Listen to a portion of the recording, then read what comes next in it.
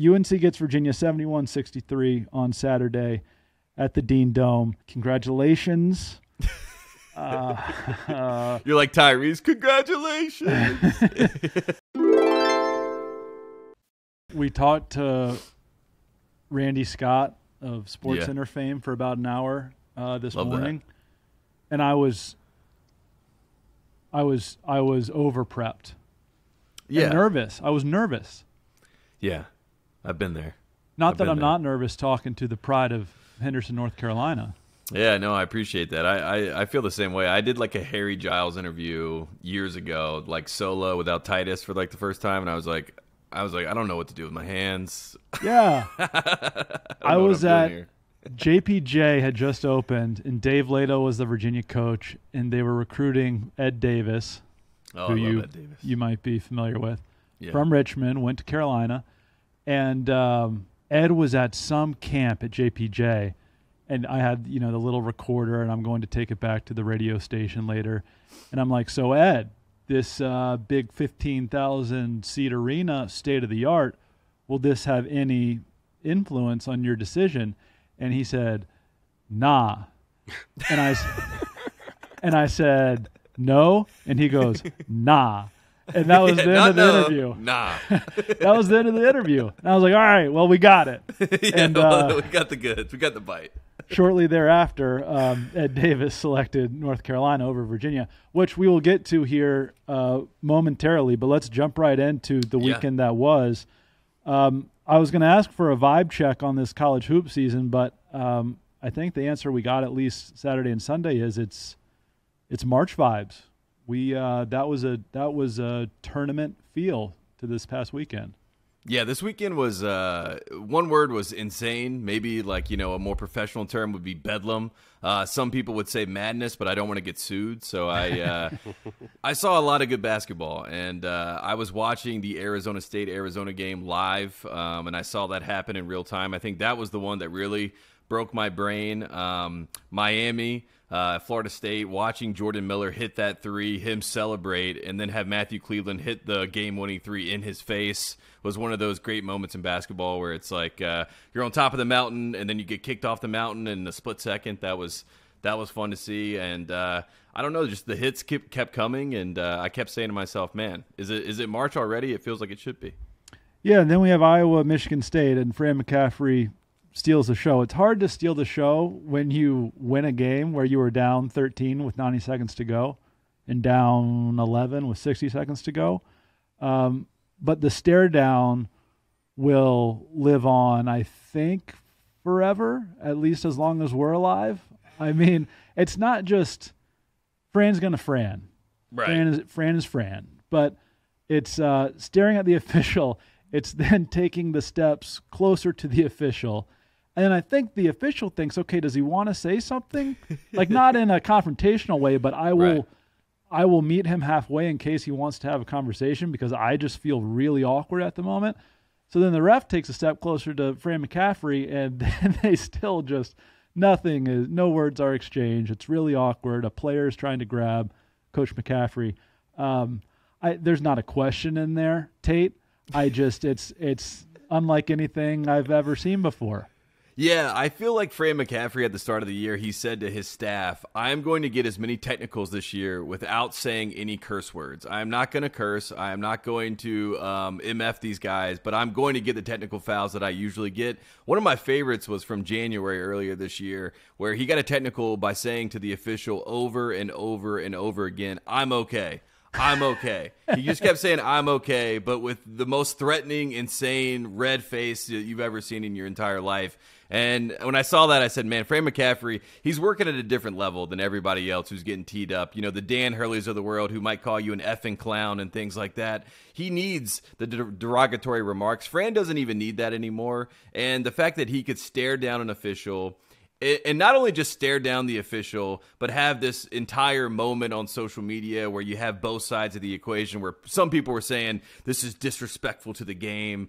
Why act like a child? You're supposed to be setting the example. We love those types. And then on the other side, there's people like me that are like, this is what we came for. This is the comedy that we want in college basketball. These are the characters that we want in college basketball. And let's be honest, Macon, what happened?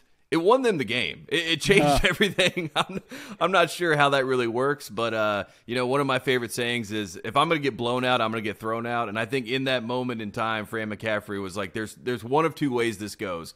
One way, I stare this man down and he throws me out of the game and we lose, and my fans say, well, at least Fran stuck his neck out for us. Or two, it goes the way that it did. They start making shots, everything goes in, and we go to overtime and Iowa gets the win. So if anything, I left that game and I said, Fran McCaffrey, tip of the cap.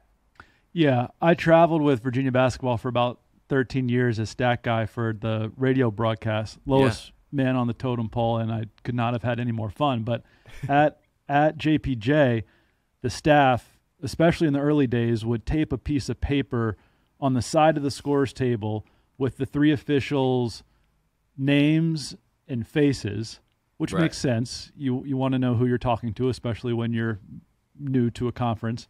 But for whatever reason, it also had phone numbers, which was a problem for your boy because I think for the only time in his career, maybe there's been another one, but Jamie Luckey tease up Tony Bennett, the nicest man in the history of the world, because Tony asked for it because this is way back in the days of coats and ties.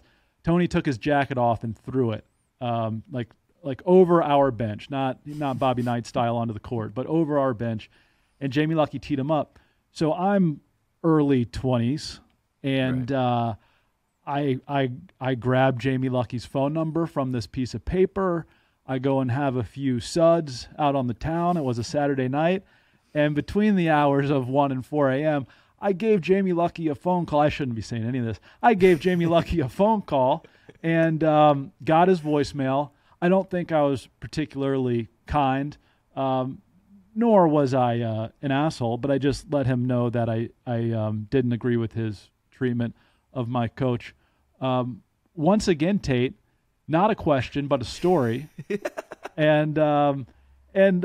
But I love these stories. I will say this, Macon, coming on the show with you, I was so excited because this is what I want. I want to hear the inside baseball Macon stories that are going to get me fired up. And if you told me beforehand that Jamie Luckey was going to be on the bingo card, I would have said this is exactly what I'm here for. So yeah, perfect. If Chris were here, it'd be like Ted Valentine. Everybody's got a Ted Valentine story. Everybody's got a TV Teddy story. Yeah. Yeah. When it's just me, it's Jamie Luckey. Okay.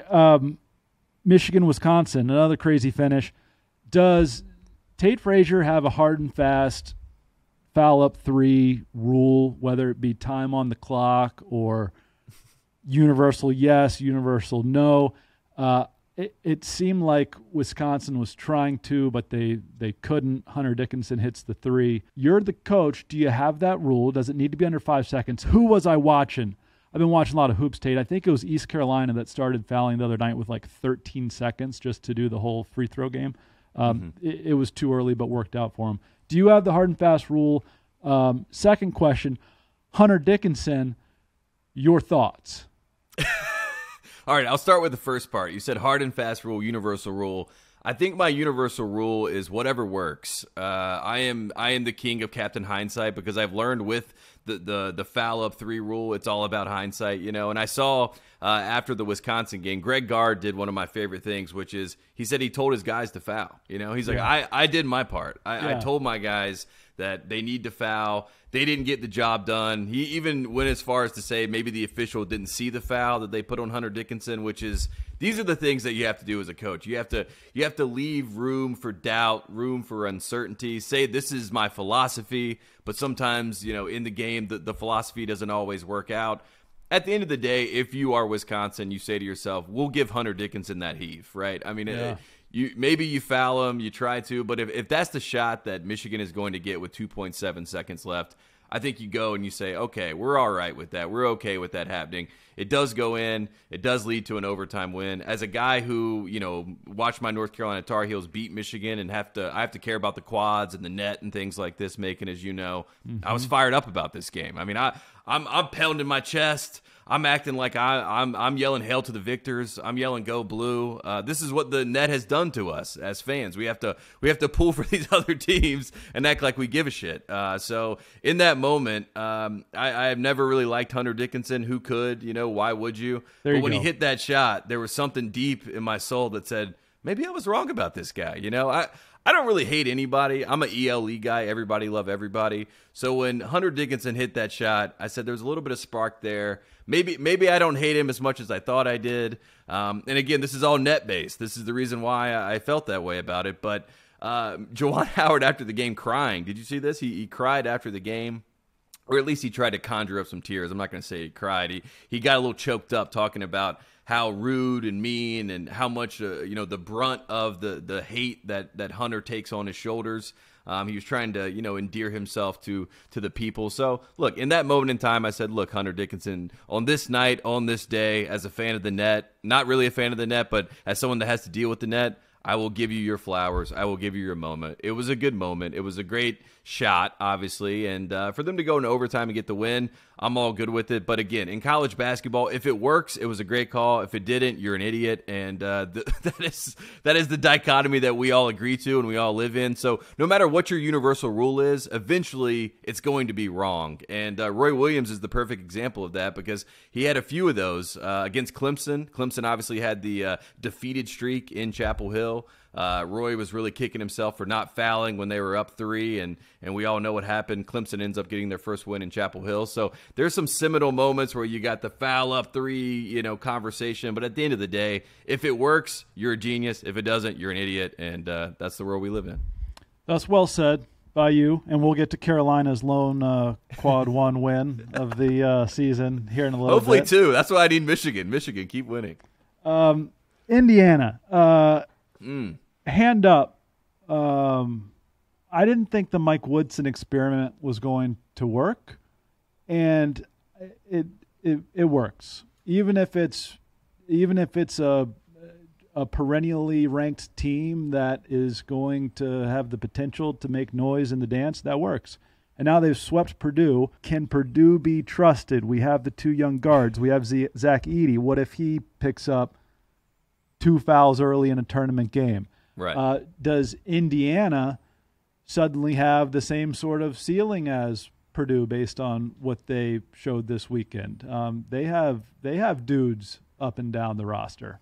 Yeah, they have this guy, Jalen Hood-Schifino, who is, maybe not the best freshman in the country. Obviously, we can talk about the other freshman that is getting his own headlines and is the best freshman in the country. Yeah. But I think Jalen Hood-Schifino, and obviously Xavier Johnson is a great player, and the injury is nothing you ever want to see. But the fact that he goes out and it opened up this lane for Hood-Schifino to take and really to show what kind of player he is. I mean, he's a 3-level scorer. He is not afraid of the moment. He is probably one of the best pure players we've seen at Indiana in quite some time when we talk about guards, maybe since a decade ago when we talk about Oladipo. So Hood-Schifino is a legit potential fringe lottery guy that you have on your team. And my knock on Indiana always has been with this group is that I really like Trayce Jackson-Davis, but is Trayce Jackson-Davis really going to be your number 1 guy that goes and takes you to the Final Four and takes you to the title? I'm not really sold on that. I never have been. I think he's a really, really good player, obviously. But in that game against Purdue, when Trayce kind of pulled himself back and said, I'm going to facilitate this game and I'm going to let Hood-Schifino be our primary scoring option, I think that's the best case scenario for Indiana. I think that's when they're going to be the best version of themselves, when you can kind of rotate Race and Trayce and let those guys kind of build up the fouls. But regardless, you're going to depend on Hood-Schifino to get you buckets when you need them. I find Indiana fascinating. I also love that Mike Woodson is, and Indiana fans may complain about this, but I do like he's playing the long game all season. It felt like he let the growing pains happen. It felt very NBA at times where, they play at Rutgers and you're saying to yourself, why aren't you trying to win this game? But, he's just letting it all play out because he's trying to get, this team prepared for March. I think they are much more prepared for March than they were even a year ago. Obviously, we remember the St. Mary's game. St. Mary's a very tough program, very tough team, very well coached. Randy Bennett, one of the best coaches in the country. I'm a fan. I'm a fan of this Indiana team. I had some doubts at times throughout the season, but they've been tested, right? You go to Arizona, you play a great front court, you kind of get bullied around. They had to deal with some of I remember the fans were writing in letters, right? That was a big moment where Trayce Jackson-Davis was getting all this hate mail, and they kind of had this little downturn, and then they bounced back. There's a resiliency with this team. There's a belief with this team.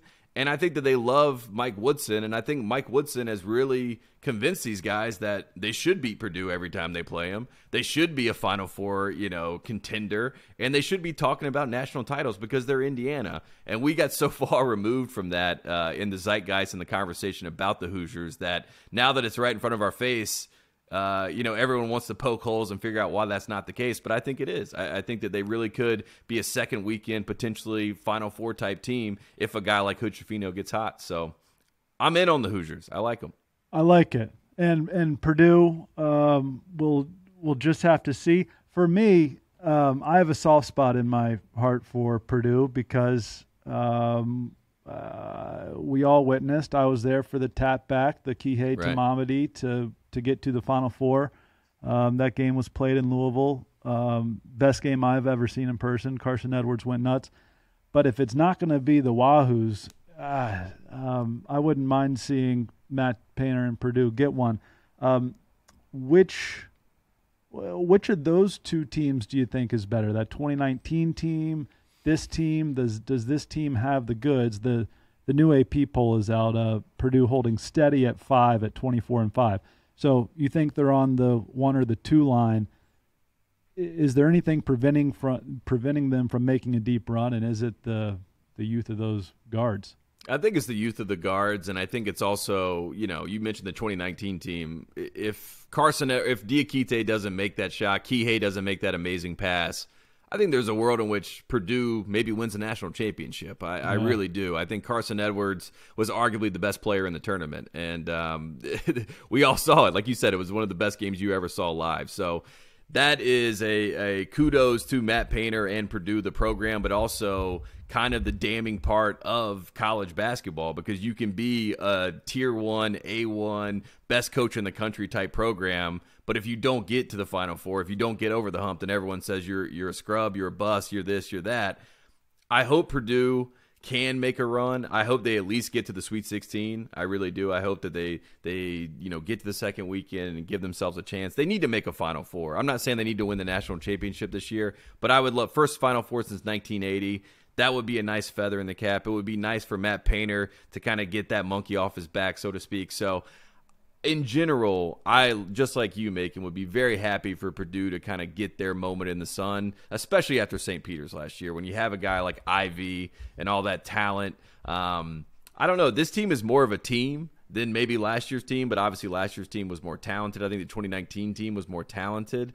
But you got these X factors. A guy like Mason Gillis who hit, I think, 9 threes in one game this year. I mean, who knows? Maybe in a Sweet 16 game he gets hot and he makes 7 threes, and that's enough for Purdue to sneak away with a win in a game that they maybe should not have won. So I the more that I watch Purdue and the more that I kind of see this team play out, I do think that they had the ultimate mismatch, and I do think that they have one of the best coach, if not the best coach in the country, and those are two good things to have on your side when you get to the NCAA tournament.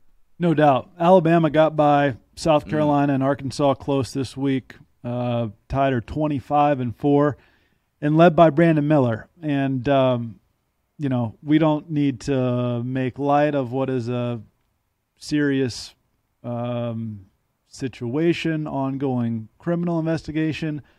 But for heaven's sakes, fellas, we can't do the pat down in the starting lineups. And Nate Oates has come out and said, yeah, we're going to stop that. After first saying, he almost did it again. He said, I don't pay attention to what the guys are doing at the end of the starting lineup introduction. And then he stopped himself and said, you know what, we'll put an end to that, which is the right answer. I almost this is the part where we say they're 18 years old, but I almost blame, and I don't know who it is, but the walk-on who was like, you know what, Brandon, let's keep going with the pat-down celebration. That seems like a good idea in light of everything else that's going on.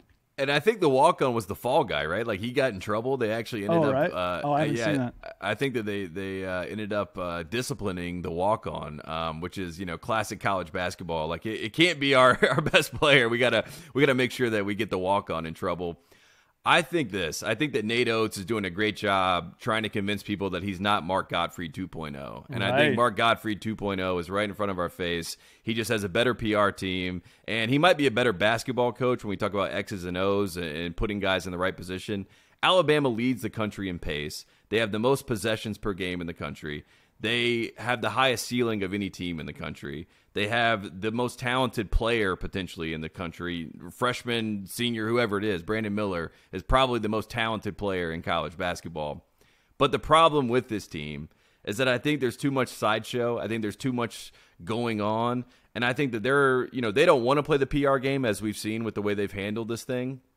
But they have to, and they have to address this stuff. And when you have bad juju around you and you have everyone saying that you're the bad guys and we should be pulling against you, I think Brandon Miller, from all accounts, from everyone I've talked to, he seems like he's a really well-to-do kid.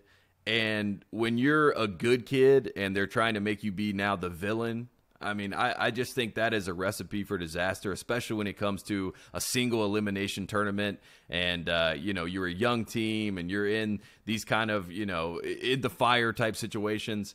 That's what I worry more about with this Alabama team. But again, their ceiling is higher than anybody. They can beat anybody. And they can also, similar to Kansas, they could be down 15, 20 points in a game, and they could come back and win. And I won't be blown away by it. I won't be shocked because they have that many possessions in a game. They can speed up a game. And when you have a guy like Miller who can go for 35, 40 points, 41 points like he did against South Carolina, that's a nice weapon to have in your arsenal. So I don't know. It's in general with this Alabama team, it's unfortunate because I wish that we could just talk about the basketball. But it is so insane, and Macon, you know this. You've been around college basketball a long time. It feels like every time we get like a new rule, like NIL or something, we're like, okay, we're getting rid of the seediness in college Oh, it's going to be, now our conscience is clear. We can talk about this sport that we love without any of the hang-ups. And then you look at this season, we got New Mexico State, we got Alabama. I mean, it just continues to disappoint. And I would like to be an optimist and say that there's a day where we won't have to talk about these types of stories in college basketball, but I swear to God, I don't think it's ever going to end, unfortunately. And I hate that it has to be about one of the best teams in the country.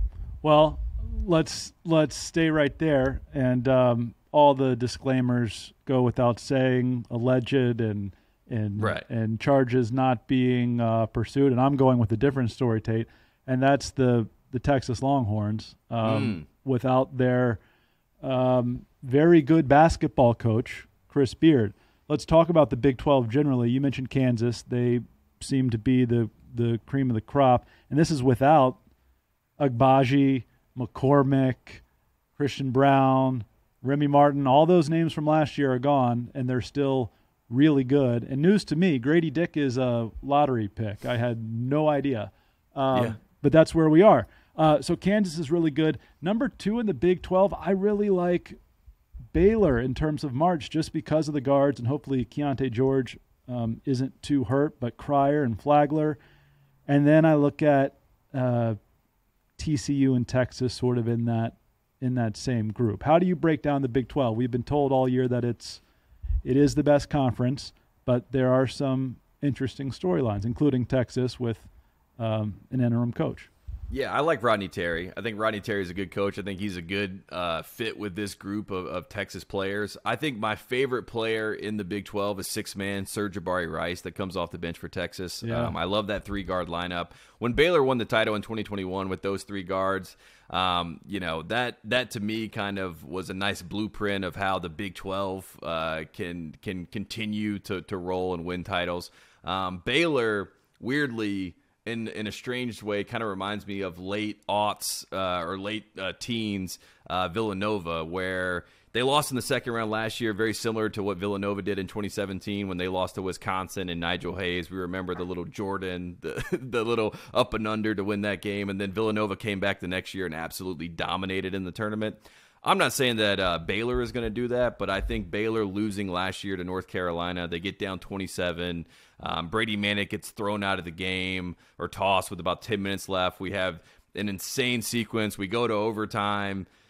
I left that game and I said Baylor's going to be back, and they're going to be back with a vengeance. I would not be shocked at all if Baylor is in the Final Four. I would not be shocked at all if I close my eyes and the Baylor Bears are your national champions, and Kentucky fans are looking up John Calipari's buyout and they're saying, how do we get Scott Drew to Lexington?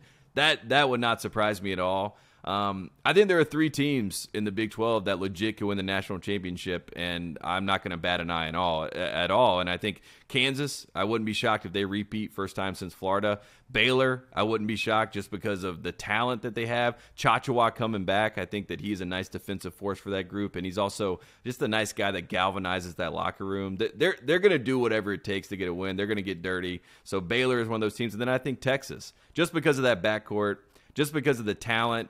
And I think Rodney Terry is a good coach. I think Rodney Terry should get consideration to be the head coach at Texas. We'll see what happens with that. But the fact that you have a conference with 10 teams and 3 of them could win the national championship and it's not going to shock or surprise anybody, I think that is that says something about the Big 12, and they're obviously the class of college basketball. And you know this, with Virginia. I mean, playing Texas Tech, right? I mean, what a tough game that was in 2019. And they, if things go their way, they could have won another national championship there for their conference. So I don't doubt the Big 12. I don't say anything bad about the Big 12. I just am praying that Kansas doesn't repeat, because they have every single thing you need to repeat, and they can switch anything. KJ Adams is the X factor at the 5. He's about 6'7", but he doesn't play like it.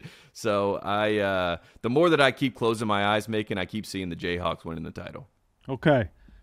I'm going to talk to you about something that's near and dear to your heart, and that's the 8-9 line, something you're very familiar with, something you might be even more familiar with this year. We'll see. Oh, man. If we're lucky.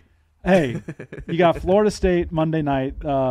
You guys listening already know the result. It's a Carolina win. I assume you get Duke to end it. I think you're fine, but I'm going to give you your flowers here in a second.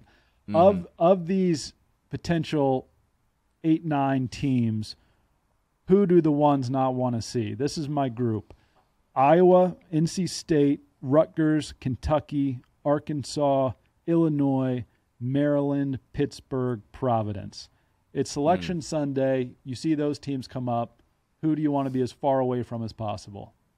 I think the one I'll start with is NC State. I think NC State, if they win the 8-9 game, that's really the test with NC State. I could see NC State losing the 8-9 game and missing the opportunity to spoil and be the 1 seed there, or spoil the 1 seed there. So that is a team that I look at. Arkansas, with Ricky Council, with Anthony Black, with Nick Richards back, or Nick Smith, sorry. Nick Richards has played at Kentucky and now plays on my Hornets. But with those 3 guys back, I think they have a lot of talent. I wish Trevon Brazile did not get hurt. I mean, we saw this Arkansas team in Maui. They have some of the most talented guys you'll find. I would not want to see them if I'm a Purdue, right? I would not want to see Arkansas. That would be a nightmare kind of matchup. So I think Arkansas, NC State. I mean, and then you could talk yourself into maybe in Illinois or something like that, just if they're hot. But, after I watched Illinois against Ohio State the other day, I don't think that would be a team that's on the tip of my tongue. But NC State, this is the kind of stuff that they're built for. I still go back and beckon back to Julius Hodge when they beat UConn back in 2005, and Julius Hodge said to the crowd, "I told y'all, I told y'all." That is the DNA of NC State, and they have the guard play with Joyner and Terquavion Smith, and I love DJ Burns. I think DJ Burns is a guy that if they need a bucket, they can go inside to him, and he's got a nice little swag to him and carries himself in a way with a little bit of cachet. So I don't know. I keep going back to the Wolfpack, and we're 40 years from 1983, the Cardiac Pack, so why not? Why not make some noise and get people talking about that again? You did mention Casey Morsell, great glue guy, great defender. Yeah, I love Morsell. Yeah. Terquavion, skinniest guy, skinniest bucket I've ever seen. And even like the longest fingers, too, I've ever seen. I got to see him up close. Really the last time Virginia played well, about a month ago. But he was a delight to watch. Okay. Yeah, they're a fun team. Just generally, do you prefer this college basketball season to one where there is a 30-0 team where we're tuning in to see if they go down? Because Houston's 27-2. They're not running the gauntlet that is some of these other conferences. but there are no Goliaths. I kind of like it. I kind of like the turnover at the top. I kind of like weekends like we just have where there is bedlam, a great Tate word. But I can also see the argument where we have the one team with the target on its back, the hunted, the undefeated club. Which do you prefer? I prefer it like this, I think. I mean, we joked, Titus and I, when we were doing our show, we joked about everyone sucks. I don't think everyone sucks. I think that's a little bit of a bridge too far. I think there's 4 teams that kind of sit in a different tier for me, and that is Kansas, that's going to sit at that tier. That's Houston, that's going to sit at that tier. That's UCLA, that's going to sit at that tier, and that's Alabama. I think those 4 teams, they're on the national title. Those 4, I think they're all on their path to win a national championship. So that's kind of where I like it to be, where we have about 10 to 12 teams that are really in the mix, and then there's 4 or 5 that could really win the title if you close your eyes and really think about who could actually be the national champion. So it's a good spot to be in. I think it's fun for everybody in the tournament. The worst case scenario would be, kind of, I mean, not the worst case, I guess, but like, a UConn 2011, 2014 type scenario where, I mean, even this year, a team like Marquette, if you told me Marquette won the championship, I'm like, okay, I can see it. Number 6 in the country, Marquette, as of about an hour ago. Yeah, the highest AP ranking, since the 80s or the late 70s, I think, with Al McGuire. 1978 is what I saw. So there you go. So maybe that's a team that's fun.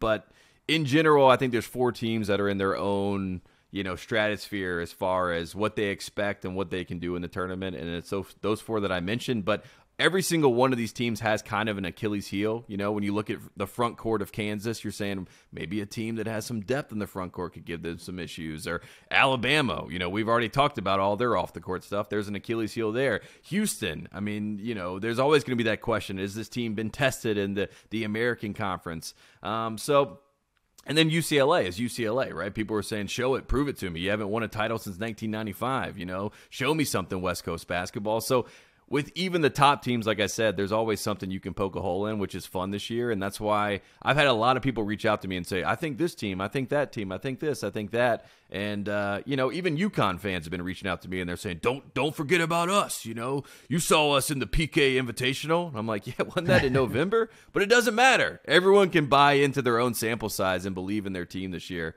And that's been fun. I think that's the best case scenario. All right. We were DMing.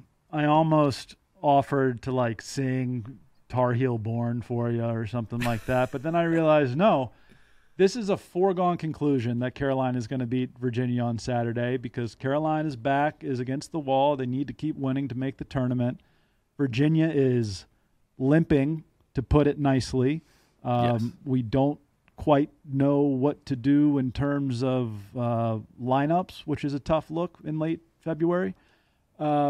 And your guards who chuck it up there, it has to go in at some point. I think Caleb Love was 1 of 8 from deep, and it was that first one that was banked in. UNC gets Virginia 71-63 on Saturday at the Dean Dome. Congratulations. You're like Tyrese. Congratulations. Is this Carolina team at all like last year's Carolina team? Can they sneak in and then do damage? I think they could. I mean, at this point, though, what would lead you to believe that other than just the belief in the magic that could be? And I think there was front of the jersey. That's right. Part of it. I think there was a higher calling last year, and I think that's why North Carolina went on the run they went on. I'm excited that North Carolina did that. I'm excited that if North Carolina doesn't make the tournament, I'm just going to rewatch their run from last year. That's going to be how I spend my March Madness. It's going to be great. So it's good to have that in the back pocket. It's hard for me to really buy into this team just because of the variance and the fact that they refuse to not take this many threes, despite all of the numbers that say otherwise. They are undefeated, Macon, when they shoot over 35% from three. They are 9-0. Right. And that's 35%. You know, that's not anything, you know, that's blowing your socks off. But that's how bad of a team that they are when they shoot from deep, and they continue to do it. And I don't know if it's insanity. I don't know if it's stubbornness. I don't know if it's because our coach is one of the best three-point shooters of all time, and maybe that's they think that they can shoot because he can shoot. I'm not really sure, but it is very concerning, and I don't have much belief that this team is going to be in Houston like I did at the start of the year. But, I mean, last year when I gave up, that's when things changed. So I have officially thrown in the white towel on this season, and maybe that's what this team needs. Well, hurt people, Tate. And yeah. I have written down here, Hubert Davis is Matt Doherty. And that's mean, and I want to apologize for that. And Hubert Davis is now 3-1 against Tony Bennett. So Who am I to say anything? With all due respect, I hope none of this works out for you. I know you don't think of Virginia like you think of Duke or NC State. And that's fine. I think for us it's probably now Tech and then Carolina with some Duke mixed in. But it hurts my heart when we lose to UNC. But I do have respect for the school, its great fans, the basketball program now that we've cleaned up the whole going to class situation. and I wish you well this week. I say this gently. Do we miss Coach K at all? With Duke on the horizon? Okay. Absolutely, yeah. I mean, there was never going to be a world in which we didn't miss Coach K. I think that was the big misconception about my feelings towards Coach K. It's better to have an enemy. It's better to have someone that is the perfect, encapsulation of what I say Duke basketball is. And I'm looking at him, and he's, giving me a sneer. Anyone that sneers when they're trying to smile, that is exactly who you want to be looking at and want to be facing in the field of battle. And I'm happy that Kay went back to Cameron. I wish that he was around more. I think that unfortunately we got a whole lot more documentaries and a whole lot more specials with Coach K because he can't help himself. But yeah, I miss him. How could you not miss him? I mean, he's too much fun, and John Shire's too nice. Let's be honest. John Shire, he's got to get either someone on his bench like Shane Battier or something to help liven up the Duke of it, or he's just got to let it go, you know what I mean? And just say that, look, Duke's not what it once was. We're nice guys now. And if that's the case, look, I'll be like, okay, Duke's nice, whatever, and I'll move on. So, yeah, we miss Coach K. Yeah. Speaking of enemies, Mark Titus. So, Tate,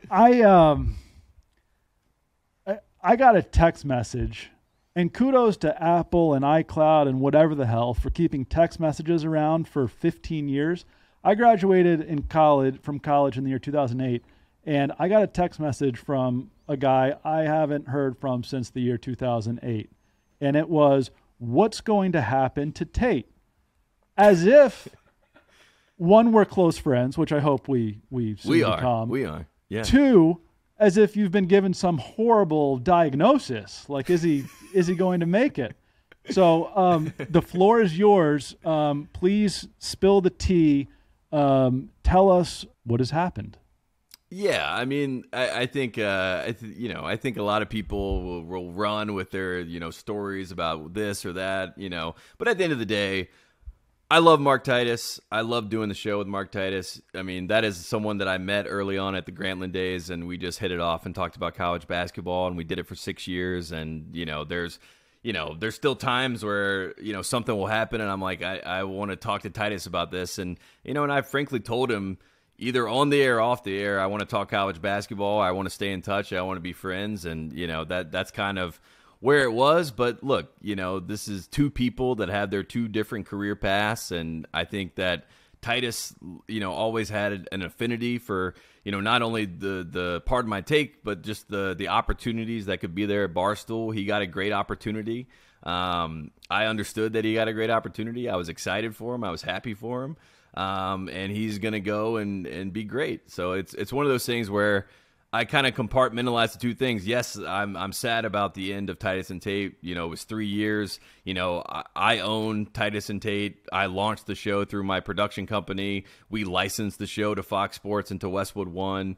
So it was a lot of work building, that whole brand after the OSP days, and we did it for 3 years. We did OSP for 3 years. I think there's a pattern here. I think once we get to 3 years, we start feeling like, Gary Neal and Ricky Bobby. It's a little too nice in here. We got to get out of Outback, get tossed out of Outback. So Titus got tossed out of Outback. I was running down the street and I was saying, what's happening? What are you doing? And he goes and he'll be great. I know it'll be great. And the good news is that, like you said, I don't have any terminal illness, knock on wood, that I know of right now. And I'm alive and I'm well. And I have a lot of people that have reached out that have been so kind and said, hey, we don't talk about college basketball. What about this? What about that? And I'm just figuring out what's next for myself.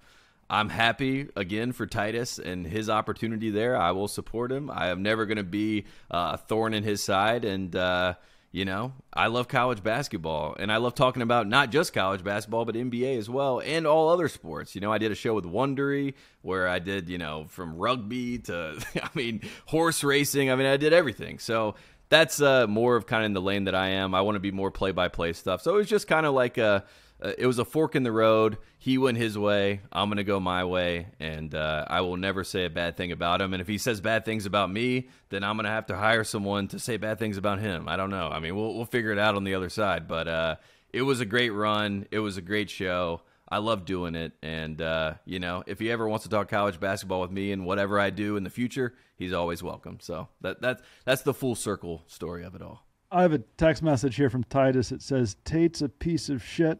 And Woody Durham, God rest his soul, had a below-average voice. So I don't know if you want to take never back. mind. Take all that. Delete all of that I said. Yeah. Hey, Tate, we don't talk college basketball here. What about this? What about that? You own Titus and Tate. We can find somebody named Titus. You can license the show to the Greenlight Empire. There was some. Yeah. I'll be your Titus, Tate. I'm in. I gotta figure out who I'm gonna talk to. So I would love to talk to you. You're welcome on it. Whatever show that I end up doing. I don't even know what I'm gonna do with the feed. It might just sit there idle. I have no idea. So I'm still figuring it all out. But I want to talk basketball with you, Macon, anytime you want to. Well, that sounds binding. That I'm your new co-host, and I'll inform Chris upon his return. Thanks for your time, man. Always a pleasure. We went surface level on the weekend that was, and the marches that's to come. But we can do ACC tourney stories. We can do this forever, and I look forward to more opportunities to do so. Listen to the full podcast on Spotify, Apple Podcasts, and other podcast streaming platforms. Wherever you want to get the podcast, you can get the podcast. Pretty simple. New episodes every Monday, Wednesday, and Friday. Don't forget to like and subscribe for more content. Podcasts get pretty wild. This is real tame.